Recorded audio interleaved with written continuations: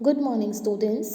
Video lectures की series में हम पढ़ रहे थे बीकॉम फर्स्ट ईयर के लिए economic environment in India, Bharat में आर्थिक नियोजन पेपर में economic planning in India, Bharat में आर्थिक नियोजन। इसमें हमने पढ़ा आर्थिक नियोजन क्या था, आर्थिक नियोजन के उद्देश्य, उसकी आवश्यकता क्यों हुई। उसके बाद हमने इंडिया में first, second, third, fourth, fifth, sixth ये 6 5 ईयर प्लान्स और कुछ 1 ईयर प्लान्स हमने पढ़े। आज हम पढ़ेंगे 7th 5 year plan. 7th 5 year plan का ड्यूरेशन था 1985 से 1989 तक। The main objective of 7th 5 year plan was to establish growth in the production of food grains, generating employment opportunities and increasing economic productivity. 7th 5 year plan का सबसे मुख्य उद्देश्य था कि जो फूड ग्रेन्स है, जो अनाज है, उसके प्रोडक्शन में ग्रोथ एस्टेब्लिश करना, उसके अलावा कंट्री में अनएम्प्लॉयमेंट को कम करने के लिए एम्प्लॉयमेंट की अपॉर्चुनिटी को, रोजगार के अवसर जनरेट करना और इकोनॉमिक प्रोडक्टिविटी इंक्रीज करना। Introduction and application of modern technology. लोग 7th 5 ईयर प्लान में टेक्नोलॉजी के ऊपर मेन फोकस किया गया, क्योंकि यह हमने आवश्यकता समझी कि जब तक किसी कंट्री की टेक्नोलॉजी अपडेटेड नहीं होगी, जब तक हम टेक्नोलॉजिकली एडवांस नहीं होंगे, नई नई टेक्नोलॉजी को नहीं अपडेट करेंगे, तब तक हमारी कंट्री की प्रोडक्टिविटी इंक्रीज नहीं हो सकती है। हम डेवलप्ड कंट्रीज़ के अकॉर्डिंग ग्रोथ रेट को अचीव नहीं कर सकते हैं। तो इसके लिए टेक्नोलॉजी के मॉडर्नाइजेशन पे फोकस किया गया। Improved facility for girls, for education to girls. Look, 7th 5 year plan में बालिका शिक्षा के ऊपर जोर दिया गया। बालिका शिक्षा से संबंधित कई सारी जो प्रोग्राम्स है, कई सारी योजनाएं हैं, सेंट्रल गवर्नमेंट ने लागू की। उसके अलावा increase productivity of small and large scale farmers. जो भी छोटे और मध्यम वर्ग के फार्मर्स हैं, उनकी प्रोडक्टिविटी इंक्रीज करने के लिए, उनको प्रशिक्षण प्रदान करने के लिए, उनको अच्छी वैरायटी के सीड्स प्रोवाइड करने के लिए तथा उनको इजी रेट पे लोन प्रोवाइड करने के लिए कुछ स्कीम्स चलाई गई। तो ये थे 7th 5 ईयर प्लान के मेन ऑब्जेक्टिव्स। अब अगर हम इसके अचीवमेंट्स की बात करें तो देखिए, स्पेशल फूड प्रोडक्शन प्रोग्राम, जिसका शॉर्ट फॉर्म है SFPP, यह 1988 में इस्टेब्लिश हुआ। जवाहर रोजगार योजना 1989 में, NREP and RLEGP was merged. इन दो प्रोग्राम्स को मर्ज करके जवाहर रोजगार योजना एस्टैब्लिश की गई 1989 में।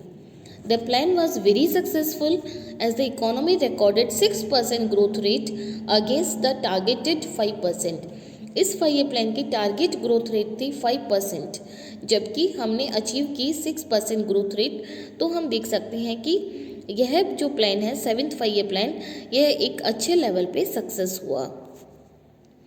इसका अगर हम आउटले देखें तो टोटल आउटले और एक्चुअल आउटले इस टेबल में गिवन है, जो अलग अलग सेक्टर वाइज टोटल और परसेंटेज के फॉर्म में हमें दिया हुआ है। अब देखिए, जो 1989 से लेकर 1991 का जो पीरियड है, उस पीरियड में हुआ ये कि the 8th plan could not take off in 1990 due to the fast changing political situation at the center, and the years 1990 to 91 and 91 to 92 were treated as annual plans. 8th 5 year plan properly launch नहीं हो पाया, क्योंकि centre में political situations जो है वह changing situations थी।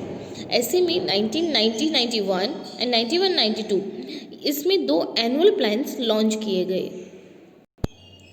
PV Narasimha Rao, Aka father of Indian economic reforms, was the 12th Prime Minister and led the most important administrations in India's modern history, overseeing a major economic transformation and several incidents affecting national security.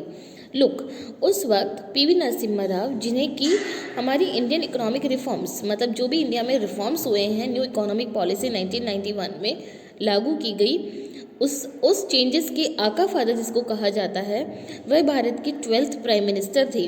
तथा उस वक्त doctor Manmohan Singh जो है वो finance minister थे। इन दोनों की संयुक्त पहल से इंडिया में इकोनॉमिक रिफॉर्म्स लागू किए गए, जो कि लिबरलाइजेशन, प्राइवेटाइजेशन और ग्लोबलाइजेशन के फॉर्म में थे। हमने पिछले टॉपिक में जो कि हमने पढ़ा था न्यू इकोनॉमिक पॉलिसी 1991 में आई। इन्होंने इंडिया को एक बहुत बड़ी हम कह सकते हैं कि एक डस्ट से बाहर लेकर आए, इंडिया को एक गर्त से बाहर लेकर आए। उस वक्त इंडिया की हालत यह थी कि इंडिया के पास केवल 7 दिन के इंपोर्ट को पेमेंट करने जितना फॉरेन एक्सचेंज रिजर्व बचा था। इंडिया जो है वो IMF के लोन के जाल में फंसता जा रहा था। It was the beginning of privatisation and liberalisation in India. यह इंडिया में निजीकरण, उदारीकरण और वैश्वीकरण के दौर का प्रारंभ था। 8th 5-year प्लान 1992 से 1997 तक रहा। This plan can be termed as Rao and Manmohan model of economic development. इस प्लान को PV Narasimha Rao and Manmohan model of economic development मतलब आर्थिक विकास का, इन दोनों का संयुक्त मॉडल भी इस प्लान को कहा जाता है। Modernisation of industries was a major highlight of the 8th plan. जो भी इंडियन इंडस्ट्रीज़ है, जो भी उद्योग धंधे हैं जो कि पूरी तरह से या तो बीमार हो गए थे या बहुत ज़्यादा लॉसेस में चल रहे थे, उनको मॉडर्नाइज करना, उनको अपग्रेड करना, उनमें इंफ्रास्ट्रक्चर का डेवलपमेंट करना आदि पे मेजर फोकस किया गया इस 8th 5-year प्लान में। The major objective of the 8th plan were control rapid population growth, poverty eradication, increase employment, strengthening the infrastructure, develop tourism management, human resource development, etc. Look, हमारी country की जो major problems है like population growth, गरीबी, उसके अलावा unemployment, उसके अलावा poor infrastructure, poor tourism और ह्यूमन रिसोर्सेज जिनको नेचुरल रिसोर्सेज के इक्वली ट्रीट किया जाता था, इन सारी प्रॉब्लम्स को दूर करने के लिए फोकस किया गया कि जो हमारी पॉपुलेशन ग्रोथ रेट है उस पर कंट्रोल किया जाए और गरीबी निवारण के लिए प्रोग्राम्स चलाए गए, एम्प्लॉयमेंट को जनरेट करने के लिए प्रोग्राम्स चलाए गए, इंफ्रास्ट्रक्चर को मजबूत करने के लिए कदम उठाए गए, पहल की गई, टूरिज़्म मैनेजमेंट के विकास के लिए भी योजनाएं चलाई गई तथा मानव संसाधनों के विकास के लिए भी पहल की गई। तो यह 8th 5-year प्लान के मेजर ऑब्जेक्टिव्स थे। इसके अगर हम अचीवमेंट्स देखें तो इस प्लान में कई अच्छे प्रोग्राम शुरू किए गए, जिनमें से सबसे प्रमुख है प्रधानमंत्री रोजगार योजना। यह 1993 में स्टार्ट की गई। महिला समृद्धि योजना 1994 में स्टार्ट की गई।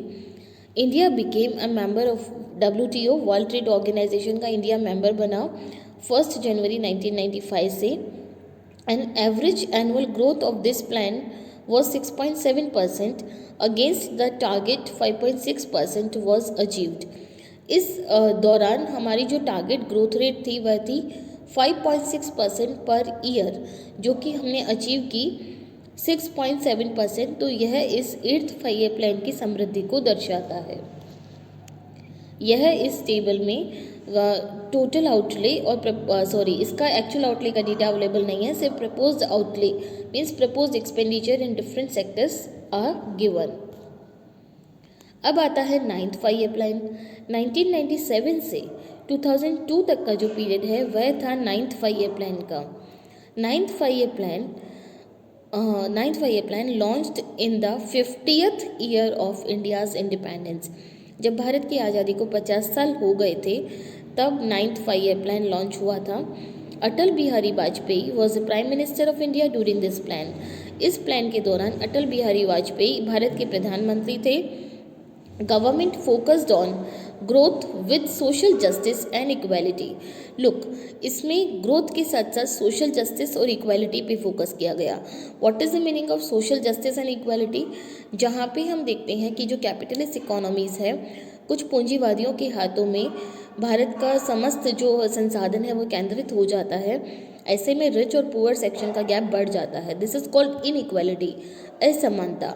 उसके अलावा हम देखें कि जाति धर्म के आधार पर जो इनइक्वालिटी है, इन सारी इनइक्वालिटीज़ को दूर करके सोशल जस्टिस, सामाजिक न्याय और समानता पे बल दिया गया। ऑब्जेक्टिव्स जो इसके थे वह थी priority to agriculture and rural development. Bharat में कृषि और ग्रामीण विकास के ऊपर जोर दिया गया। भारत में जो ग्रोथ रेट है उसको बढ़ाने पे जोर दिया गया। Food and nutritional security for all containing growth rate of population. Bharat की जो भी जनसंख्या है उसको न्यूट्रिशियस फूड मिल सके तथा प्रॉपर डाइट मिल सके, इस पर बल दिया गया। empowerment of women and socially disadvantaged groups such as SC, ST, backward classes and minorities. जो भी हम कहते हैं कि weaker section of the society like women, like SC, scheduled caste, scheduled tribes, backward classes, minorities, अल्पसंख्यक, जो भी समाज के कमज़ोर वर्ग हैं उनके उत्थान पे इसमें जोर दिया गया। इसके अचीवमेंट्स अगर हम देखें तो 9th 5-year plan achieved a GDP growth rate of 5.4% against a target of 6.5%। मतलब हम देख सकते हैं कि इस प्लान की growth rate target growth rate से कम रही तथा agriculture industry grow at a rate of 2.1% against the target of 4.2%। Agriculture में ग्रोथ के लिए टारगेट लिया गया था 4.2% का, जबकि हम सिर्फ 2.1% अचीव कर पाए। During this plan, many programs were started like स्वर्ण जयंती ग्राम स्वरोजगार योजना 1999, इंदिरा आवास योजना 2000, प्रधानमंत्री ग्राम सड़क योजना 2000 एंड संपूर्ण ग्रामीण रोजगार योजना 2001। यह सेंट्रल गवर्नमेंट की कुछ महत्वाकांक्षी परियोजनाएं शुरू की गई।